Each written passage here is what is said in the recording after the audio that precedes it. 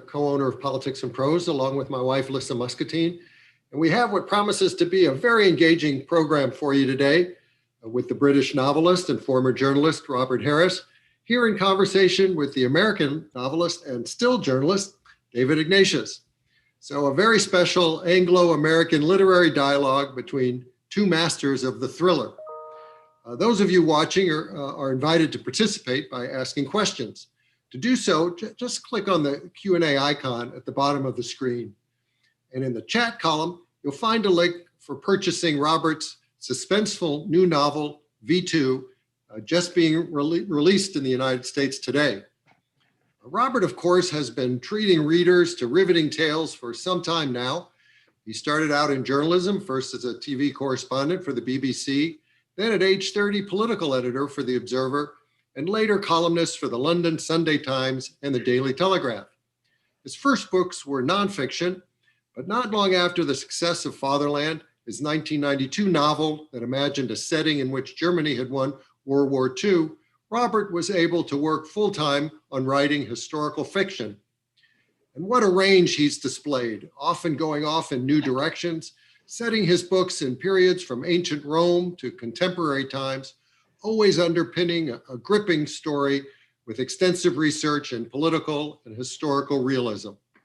His new book, V2, is his 14th novel and is based on actual events in November 1944, when Nazi Germany launched V2 rockets at London from Occupied Holland.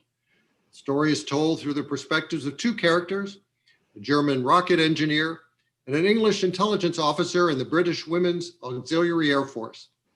The characterizations, as you would expect of Robert, and as reviewers have commended, are vivid, the dialogue concise, the pacing fast, and the plot clever. Conversation with Robert will be another accomplished novelist who also started in journalism, but hasn't given it up. David Ignatius remains a prominent columnist for the Washington Post while continuing to turn out popular spy thrillers on a regular basis. His latest, The Paladin, came out earlier this year, and like his previous works, it's a great read with a very suspenseful plot involving a CIA agent who's abandoned by his bosses after a risky mission and then sets out to determine who set him up and why. So Robert and David, take it away. So Brad, thank you so much. It's great for both of us to be here. It's a special pleasure for me to have a chance to ask Robert about his novel. It's a wonderful read. He's written, as I think Brad said, 14 books. I have read every one of them and loved them. And I felt that way about this as well, Robert. Your books are always well-researched. It's part of your trademark as a writer. This story, as Brad said, is woven around two characters, the German rocket designer Willi Graf and a British intelligence officer named Kay Catton Walsh, who, as it were, on either end of the trajectory of the V2, the rocket bomb that the Germans used at the end of World War II. Tell us just a little bit about these two, who they are, without giving away plot secrets, how they're interwoven in your story. Yes, thanks, David, and very nice to see you again. The idea for the book came about 4 years ago. I read an obituary of a woman called Eileen Younghusband, who was in the WWII, the Women's Auxiliary Air Force. She was sent to Mechelen, the Belgian town, just after it had been liberated. And she was one of a team of 8 WAF officers, all young women in their 20s, who were put in a bank vault in Mechelen. The British had radar units around the town, trained on the Dutch coast, which was about 70 miles to the north, and they picked up the V2 missiles, ballistic missiles, as they were launched from the coast of Holland. They hit London 5 minutes later, and they could briefly glimpse the trajectories. The rocket went 60 miles high, but they got a fix on it. They knew where it landed in London. These two pieces of information put together enabled them to calculate the parabolic curve of the place where it had been launched from. And the idea was that if they could make the calculation in time, the RAF could attack the launch sites before the Germans could get away. That was the theory. And it just struck me immediately as a great story. I'd wanted to write a story about a woman in jeopardy and doing something really significant. And I'd never heard of this story before, so that was the start of it. And then I had to research the other half, as it were, the German rocket engineer. And eventually I decided to have someone who'd been sent from Peenemünde, where the rockets were developed, who'd worked with Wernher von Braun, and who was attached to the German artillery who were firing these ballistic missiles. And that was the origin of the story, and it's told in alternating chapters. So it starts with the German engineer, then goes to Kay, the name of my character in England, and then back and forth it goes until eventually at the very end they meet. It's a sort of remote love story with missiles in a way. So you wrote this book largely, maybe entirely during the pandemic. I want to ask you what that was like, but first, were you able to get out and do the research in Belgium, in the Netherlands, in these various places before the lockdown happened?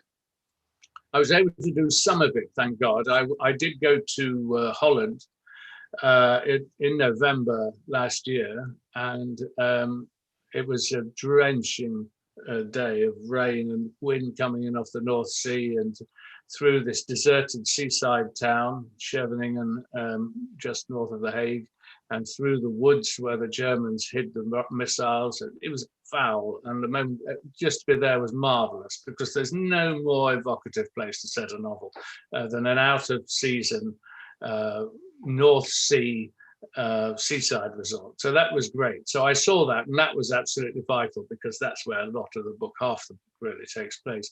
But then the lockdown came down before I was able to go and see anything else. And the other two main places, Peenemünde, where the V2s were developed, and Mechelen, the town in Belgium, where my British heroine, Kay, was based. So those I had to do entirely from research. I couldn't leave this my house. I had to sit here and do the research. Oddly enough, I don't think many people can tell. I've done some interviews with Belgian journalists, and they all assume that I've been to Mechelen. So it just shows you. I mean, the internet is the most fantastic tool for a novelist, actually.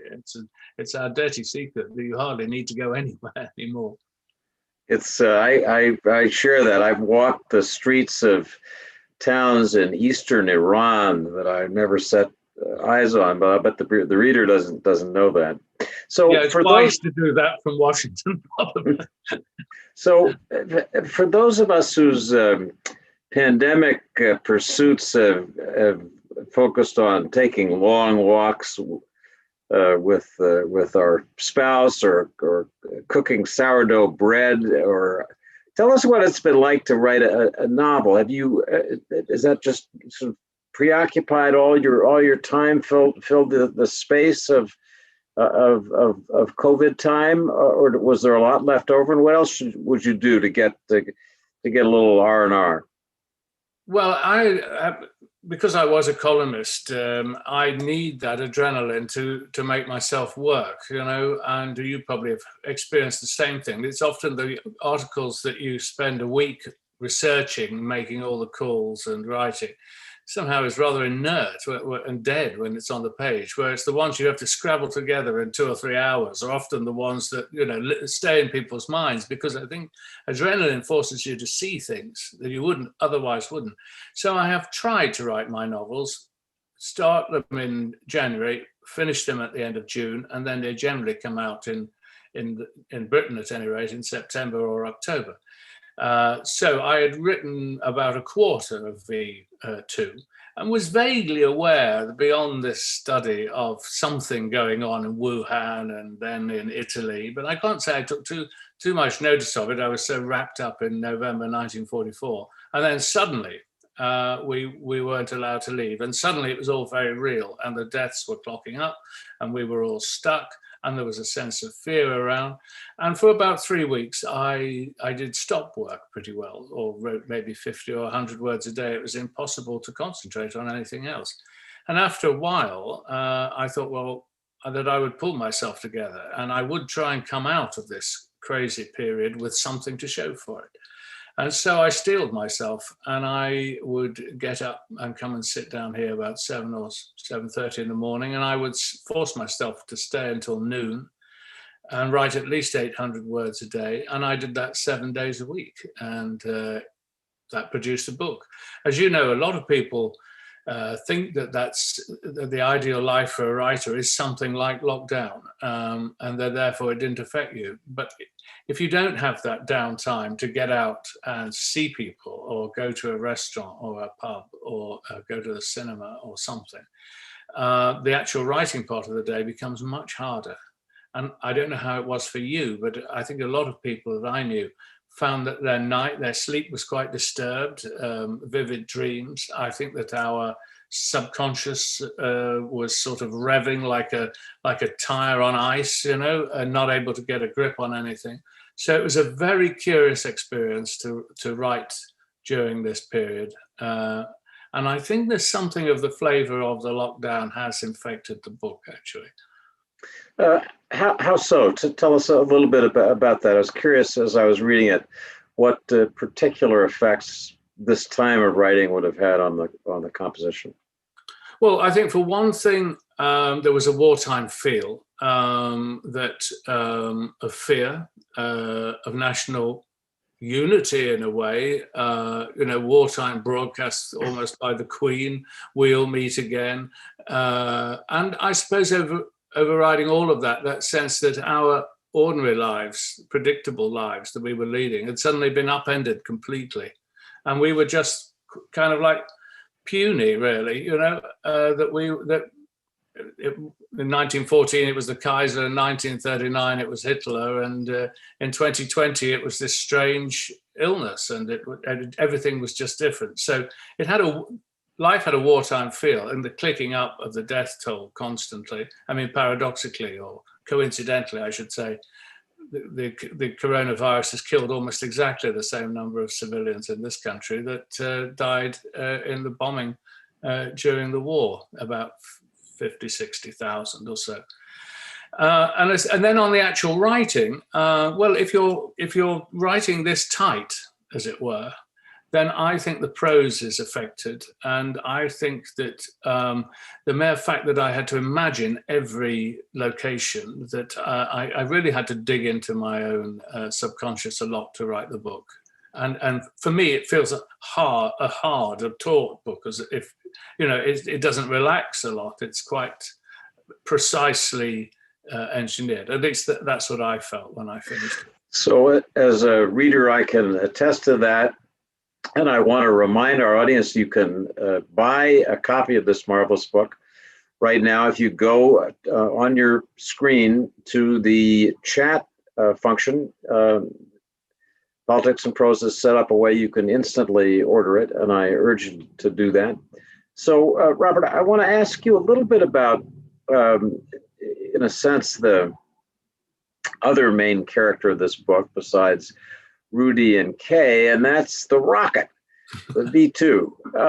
And I want to ask you just a little bit about the role that you think it played. You say in your acknowledgments that, in a sense, it was a colossal waste of effort, of money and lives, that more lives were lost making it than it killed as a weapon. But I'm curious what you think its effect might have been if it had been introduced earlier in the war, not late 1944 when the war's course was set in most respects, but earlier. And I'd add to that not just the V2, which was the ballistic missile, but the V1, which was in effect a cruise missile, which was also being developed. Suppose those had been around earlier in the war, 39, 40, 41. Might that have changed the story? Well, when Wernher von Braun, when they the first test flight of the V2 was a success in October 1942, and a few weeks later, Wernher von Braun took the film to show it to Hitler at his headquarters. Hitler watched it enraptured, and at the end, he said that if we had had this in 1939, no one would have dared stand up to us. And he may well be correct in that, that it might have been a great disincentive, for instance, for the Poles to resist giving him access to Danzig and or giving over the territory there to him, because they would have been within range. I would have thought, Poland. Similarly with France, Britain would have been out of range of it at that stage. It was only in Holland or northern France that he could actually hit London.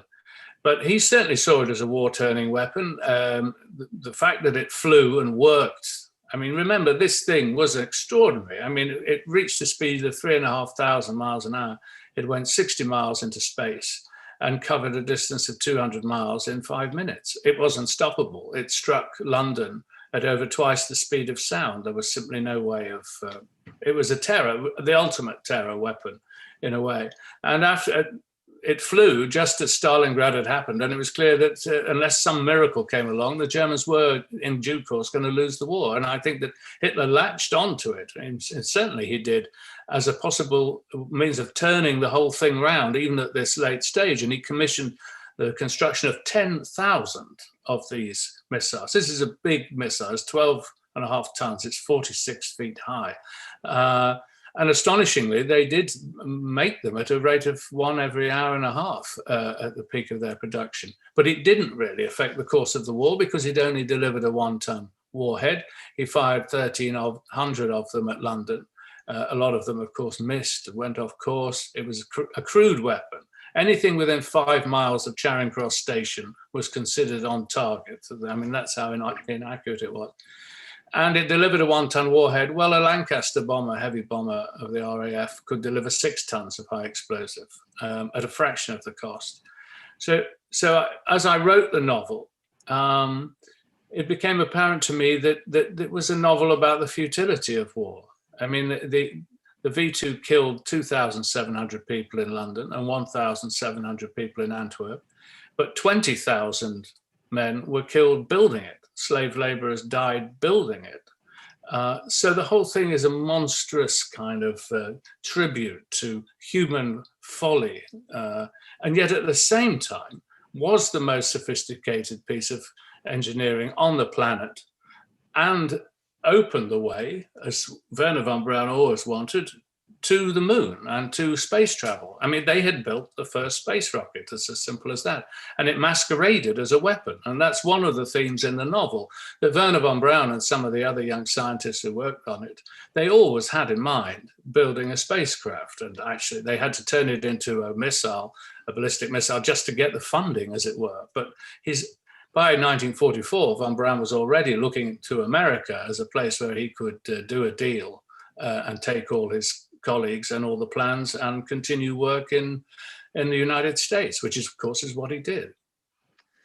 Let me ask you to speak a little bit more about what you just mentioned, the role of the V2 as a terror weapon, but by extension, the role of the Lancaster bomber, the waves of British bombers that flew over German cities. The Dresden bombing historically is the one we remember most vividly, but the aim of terrorizing the civilian population was shared by both principal combatants, taken up by the United States really more in the Pacific theater against Japan, but the firebombing of Tokyo and then ultimately the nuclear bombing of Tokyo was obviously a campaign to terrorize. What do you end up thinking about terror weapons? And I don't just mean the horror of that, but the utility. This was a desperate fight. Ending it as soon as possible was the requirement for good leaders. And they decided this was part of how you would end it most quickly. What do you end up thinking about that? Well, you're right. It was a war of terror against civilian populations, and it was, in that sense, unlike any other war that had ever been fought, because the civilians were completely in the front line. And I was conscious as I wrote the book that I couldn't, although I put in a lot of the explosions of the V2 in the week that the novel is set, they are the real explosions. One of them, for instance, hit Woolworth's department store in Deptford in South London and killed 160, mainly women and children, on a Saturday lunchtime. But this was small beer compared to what the British and, of course, the Americans as well were doing to German cities. I mean, 2,500 dead in London. Well, the British would hope to kill 10 times that number every night in a German city, and the fact of the matter is that terrorizing civilian populations does not win wars. I mean, the Germans, as I say, even in 1945, were able to build the V2 at a rate of one every hour and a half. They had, arms production was almost as great at the end of the war as it was at the peak of production during the war. So it didn't actually work. Morale in London was, of course, shaken, but it didn't crack. Even morale in Germany, in Berlin and Hamburg, they went on, they survived. Only, I suppose, at the very end, the atomic bombs, they made war unfightable. But paradoxically, Hitler spent as much dollar for dollar on developing the V weapons as the Americans spent on building the atomic bomb, with a much smaller economy, of course. So it really was a huge waste of money. It was a terrifying weapon, but it was never, you're not going to win a war just by terror. So even if, let's say, Hitler managed to put 10,000 V2s onto London, 10,000 tons of high explosive, the British might well have dropped something like 4,000 or 5,000 tons per night on a German city. So, in the balance of terror, it was never going to win. Let me remind viewers, if you want to see how Robert Harris weaves a story around these very powerful historical themes, go to your chat function, where you can buy a copy of V2. And I do believe there are also copies of my latest novel, The Paladin, for sale there. So let me come back to another thing you mentioned, Robert, which is the role of these prominent German scientists, your fictional Willi Graf and the very real Wernher von Braun. We think of in America as the father of our ICBMs, ultimately the person who was responsible for the rockets that went to the moon, at least conceptually. There's an old joke about the scientists like Wernher von Braun. We aim for the stars, but sometimes we hit London. I'm sure you've heard that many times. But it raises the question for me of what we do think about these people, morally, emotionally, intellectually. The great intellectual triumphs of Wernher von Braun, did they redeem the other military work? Are they just in a different compartment? How do you conceptualize that? Well, it's almost the ultimate Faustian bargain was struck by von Braun with the Nazi regime. I mean, the novel traces the hero of the novel is a childhood friend of von Braun. And it's literally true that von Braun at the age of 16 or 17 was tinkering about trying to build rockets, and they managed to get access to a piece of waste ground to the north of Berlin, and they had modest success. Just a group of kids and some engineers, machine tool guys from local heavy industry joined them, and this came to the attention of the German military, and it coincided with the advent of Hitler, who was, willing to pour everything into rearmament, and so the whole thing kind of exploded, to use a unfortunate term. And so, it was a sort of matter of chance in some ways. I don't think there's any doubt that Wernher von Braun was always chiefly interested in getting into outer space. But he was a brilliant, as well as being a brilliant scientist, he was also a very shrewd, not just a dreamer, he was a planner, an organizer. And he saw that you would need the resources of a state if you were to ever really get anywhere. It was that expensive. And he got the $5 or $6 billion in the money of that time to do it. And along the way, he was willing to join the Nazi Party because, hey, that's what you had to do. Just as if you were going to get ahead in the Soviet Union, you had to join the Communist Party. And yeah, he also took honorary rank in the SS.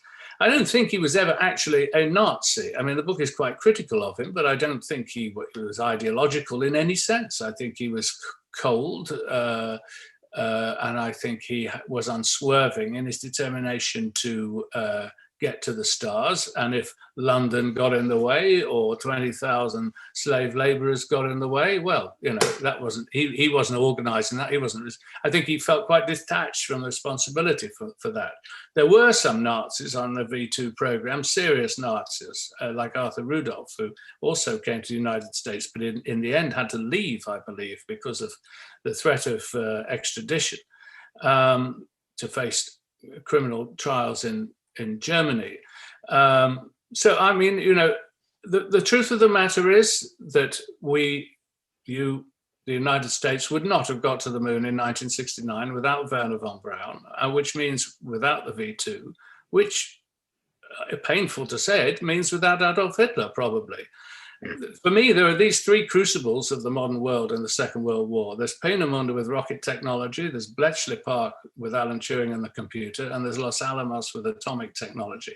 And these three places, people sometimes say to me, why do you keep writing novels about the Second World War? Well, to be honest, our modern world was forged in the Second World War, both politically and technologically in these places, where if you cram in thousands of scientists, money no object, they're in physical proximity with one another, and there's the pressure of war. The world took leaps forward then in those terms that might never have happened otherwise, and von Braun is part of that. Fascinating way to think about this book and your others.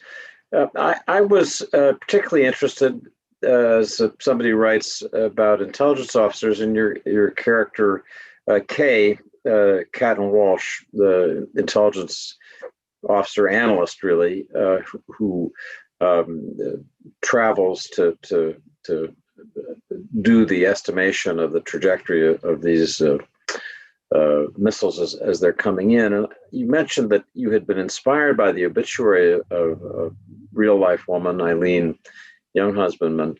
But I'm curious whether you were able to talk with any of women who did this kind of work. They're awfully old now, only a few left. But were you able to find any and draw out of them a little bit of that recollection? Not for this book. I mean, I think, to be honest, anyone who played any kind of role in this part of the conflict would be about 100, or they must be now, can't be far off. There's virtually no one, I think, who could remember. There are people in London who remember the V2s coming in, but they would have been children.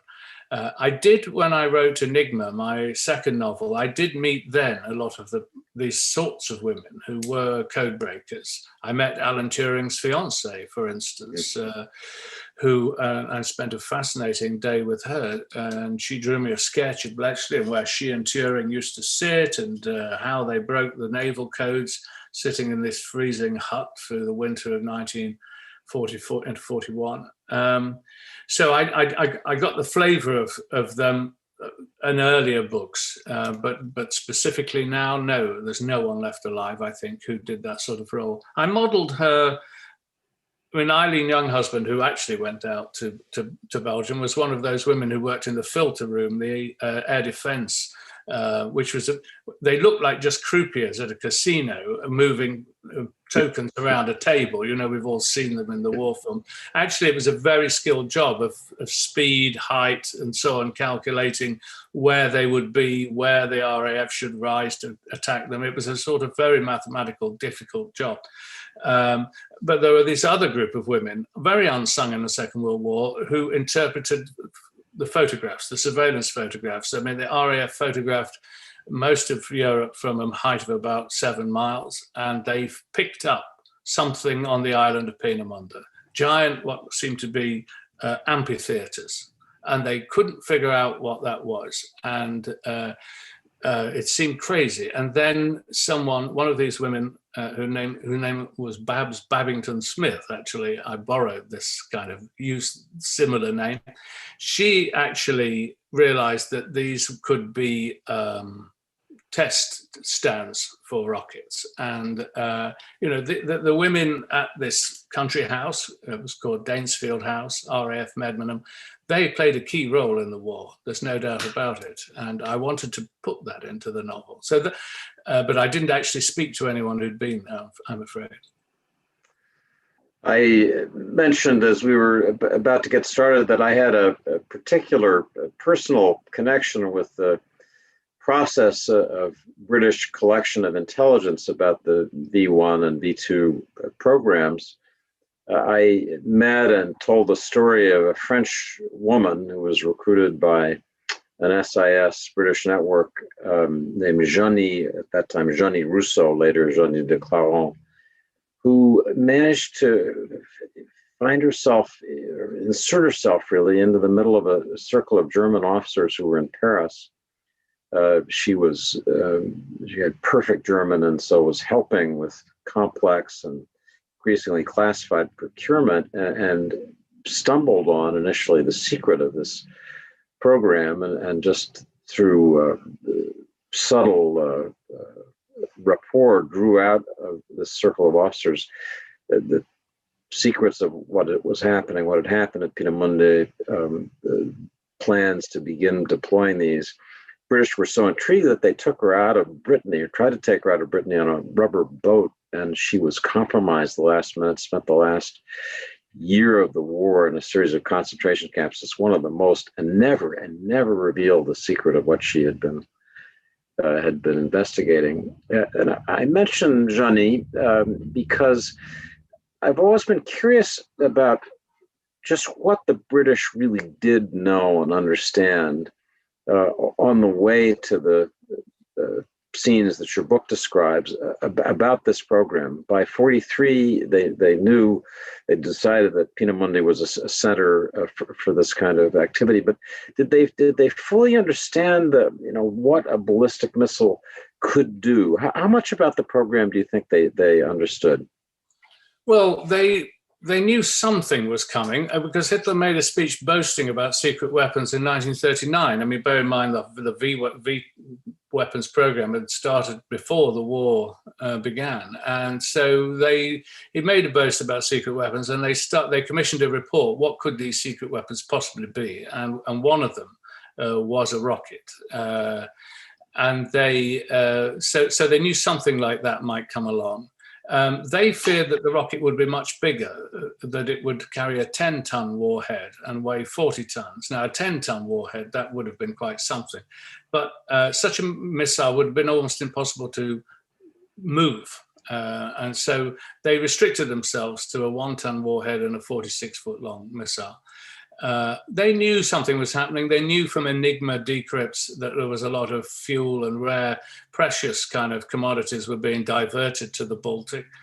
I mean, the Germans built a town of 20,000 people. It had its own power station, airfield, railway station. It had 3 huge factories to manufacture the V2s. It was like something out of a James Bond movie that they were building on the Baltic.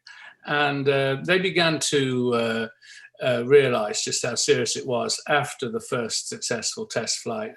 They photographed it perhaps a dozen times, and they started to piece together what it was. And it was in, I think, June 1943.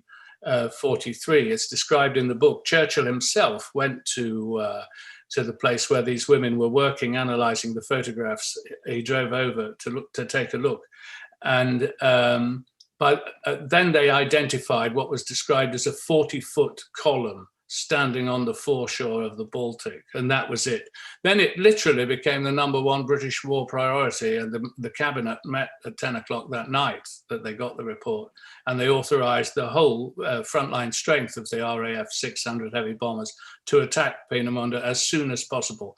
And the aim was to kill as many of the German scientists as possible. I mean, quite cold-bloodedly, they were targeting the sleeping accommodation. They went over it on a night of a full moon in August, the full frontline strength. And they did a lot of damage, but not enough to halt the deployment of the V2. They destroyed the factories or made it impossible to build it at Peenemünde, but the Germans shifted production to an underground factory. So it's an astonishing cat and mouse story of intelligence. I mean, and it really was a terrifying thought for the British government that, you know, as the war enters its sixth year, the Germans might actually be able to rain rockets down, and they could have hit anywhere, Downing Street, Buckingham Palace, and there was simply nothing you could do to stop it. This unit that they sent out to Belgium was a kind of desperate measure to just try and find where these rockets were coming from, because the single most brilliant thing about it in some ways was that they could just be launched from a metal table 5 feet across. They were completely mobile. They were launched from woods, and the British could never find them, couldn't stop them. They weren't launched from some great reinforced concrete bunker. That would have been easy. They weren't. They were mobile, and that was the great problem. We have questions that have come in from some members of our audience. I'd solicit other people who were interested in asking Robert Harris questions about this book or others of his to go to the Q&A function after you finish buying the book on the chat function. Then you can go submit your question on Q&A. And I'm going to start with one of them from, not sure I should use names, so I'll just say James. He says, as a big fan of the Cicero trilogy, earlier project of Roberts that I also love, I'd like to know if you see any parallels between Rome as it jerked away from its republic to empire and the recent rift of things in the United States. Any constructive insights? Well, I don't know about constructive insights, but certainly insights. Yes, I think that I started writing that trilogy about the end of the Roman Republic 17 years ago. And it covers 25 years. And what was it that happened? I mean, here had been a very successful, not quite democracy as we would know it, but still a very sophisticated form of government, devolved power to shared power. And why did it collapse? What was it that caused it? And so, there are parallels. I mean, there are parallels of when the citizen democracy, as it were, is too small to contain the huge military might of a country. Too much wealth comes flooding into the electoral process. I mean, you had Caesar with the whole revenues from France, and you had Pompey with the whole revenues from the Middle East. So they were the elections were increasingly being bought. They were bogged down in the courts. Everyone always challenged the victorious side. Nobody conceded in ancient Rome. They really fought it through the courts. There was a lack of shared view of what the function of the state was. Why did you have the Republic? It was almost 50-50 division as to what the whole show was for. And then you had unscrupulous, very wealthy members of the elite from Ava turning on the Senate and attacking it. So that was the problem they faced. I think there are lots of parallels, and there isn't a Caesar obviously in the United States, but this idea of very wealthy businessmen getting involved in politics. Well, that's nothing new. That would certainly have been recognized by the Romans, who they would have seen someone like Crassus, who was the richest man in Rome.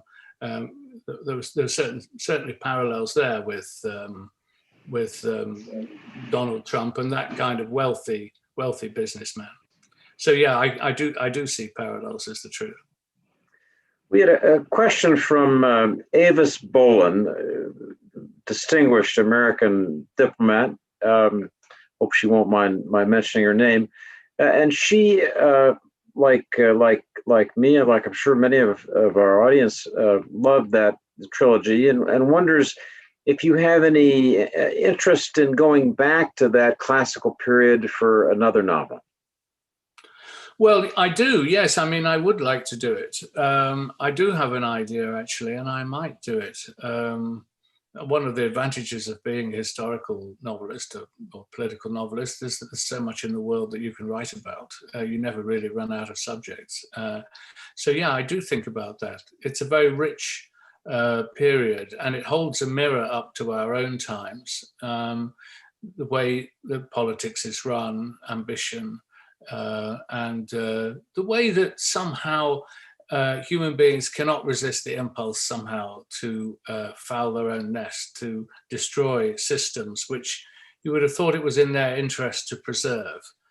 And we seem to be going through a similar sort of period at the moment. It almost seems to happen every couple of generations, that there's an impulse to kind of tear things down, almost just for the hell of it, you sometimes think. So yeah, the short answer is yes, I would like to write something back in that time. And just to follow up on our earlier discussion of the Cicero trilogy and the collapse of the Roman Republic, just curious in terms of lessons for today about what you've discovered through your research and writing about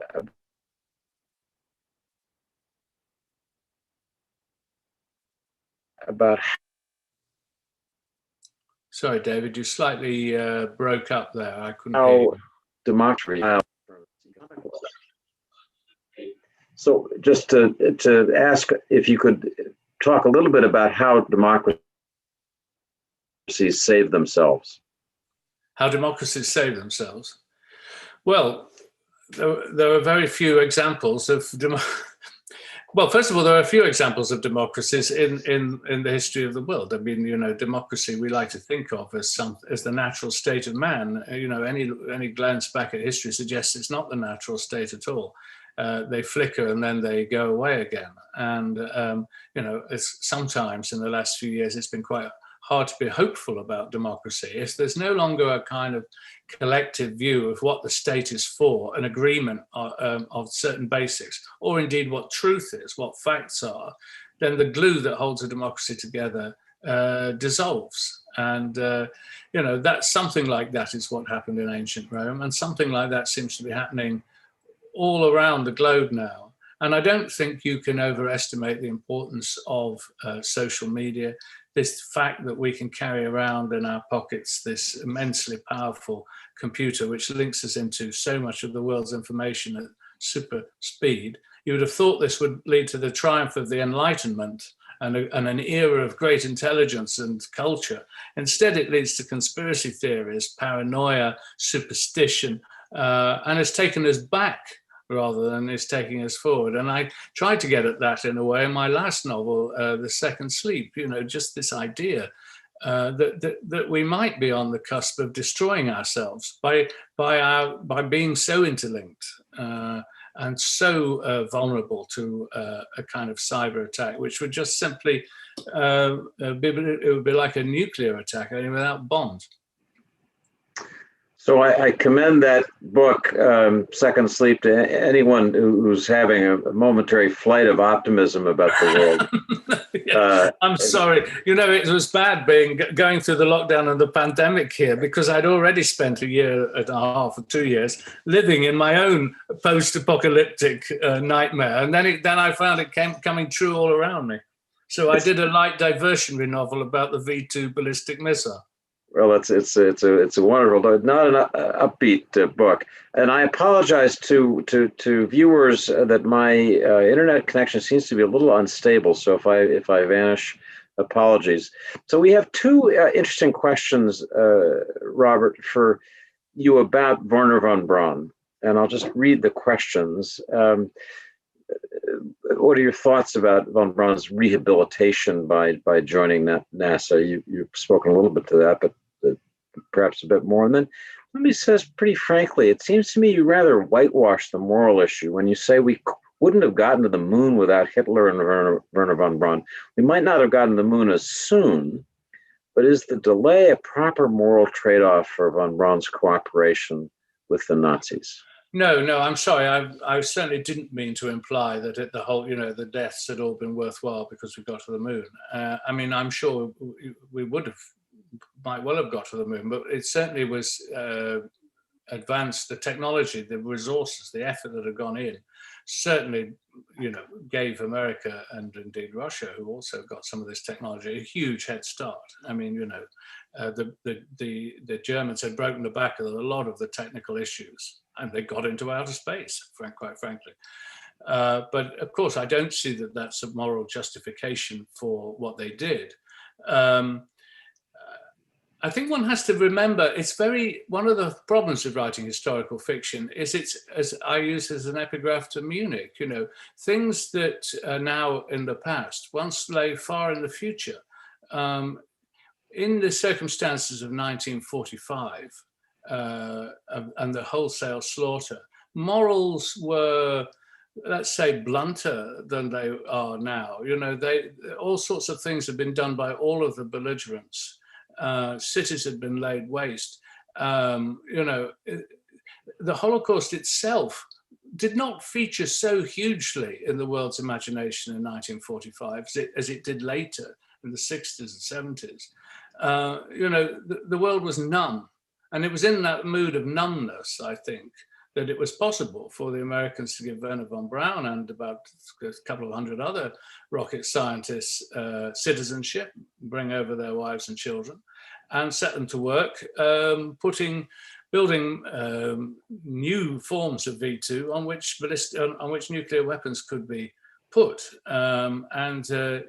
That was, I don't think there was a lot of moral reflection about it. It was simply something that you did. It was only later, perhaps, that the morality crept in. And certainly I was struck in the celebrations of the 50th anniversary of the landing of the moon, how much Wernher von Braun had been written out of the story. You didn't really see any clips of him or interviews with him.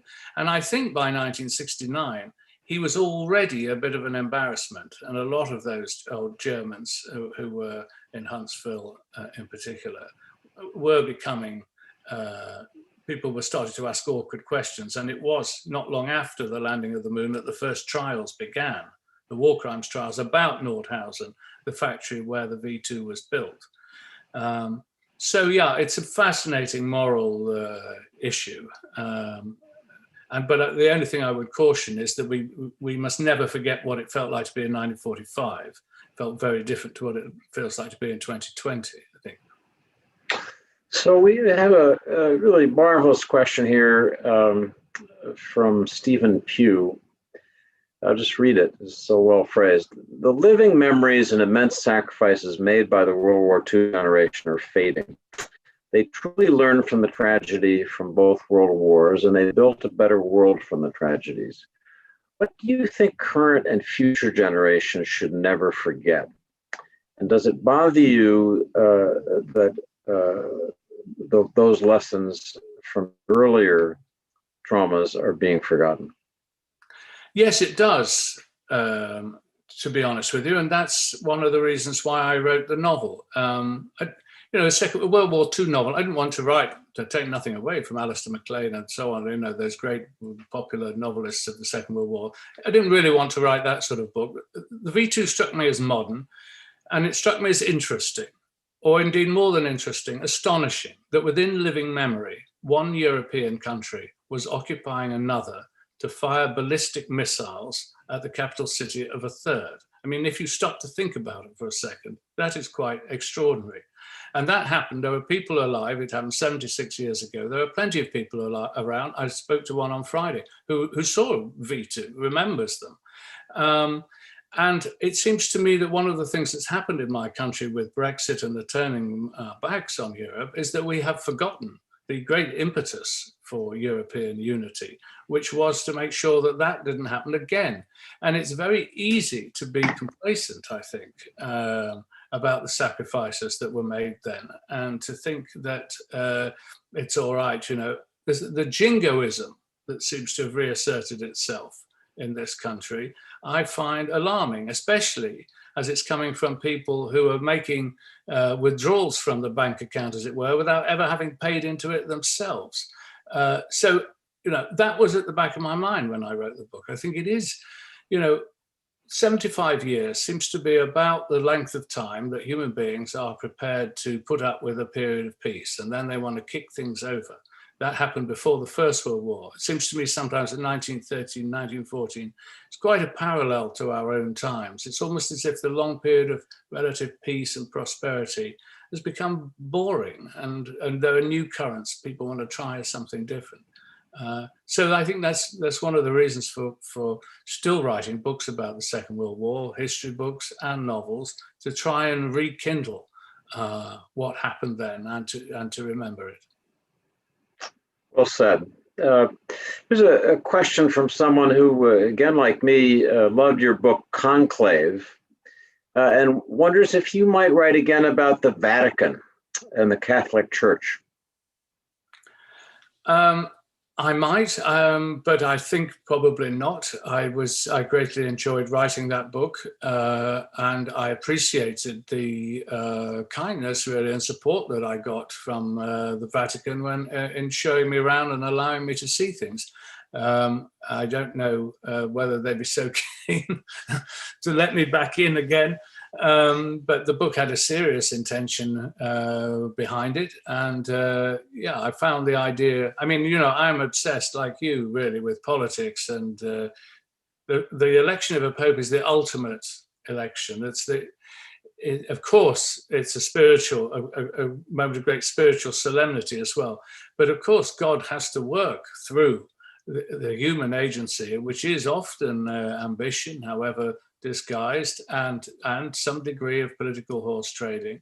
And you know, a conclave sets up this marvelous tension between the sacred and the profane, the idealism and the reality. I mean, that for me was the ultimate story to write about. And I'm not sure I could ever possibly find a better one to suit me as a novelist.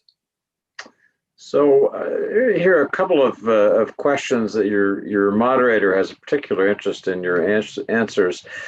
How did you feel moving from writing journalism to writing fiction?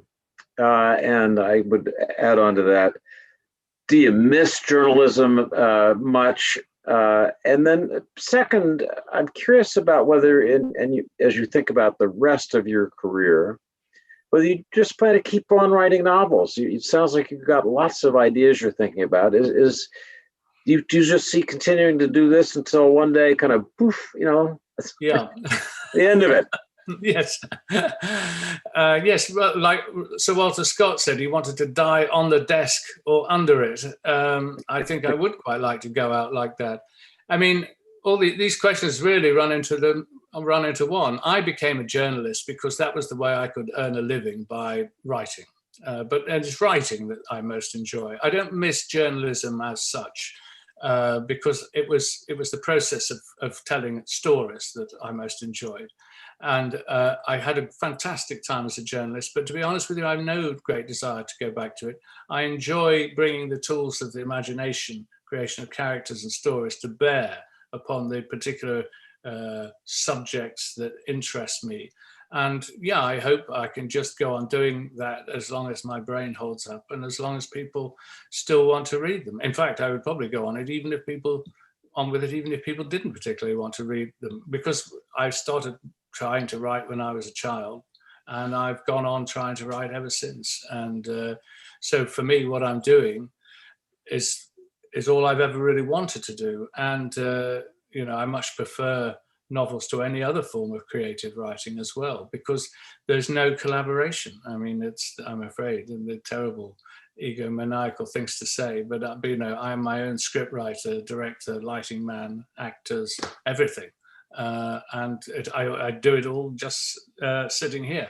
And then from what I do here, I'm lucky enough to be able to speak to people like you and to reach out and talk to people in other countries. It's great. Who wouldn't want to do it, really?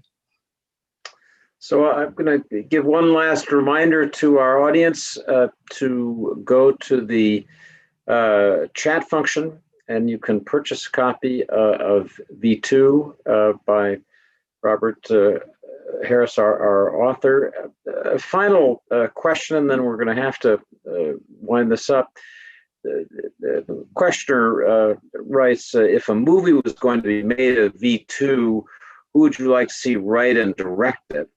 And I'm going to broaden that and ask you about your own experience with Hollywood, good, bad, and ugly. I'm sure you've had development deals probably for almost all of your books.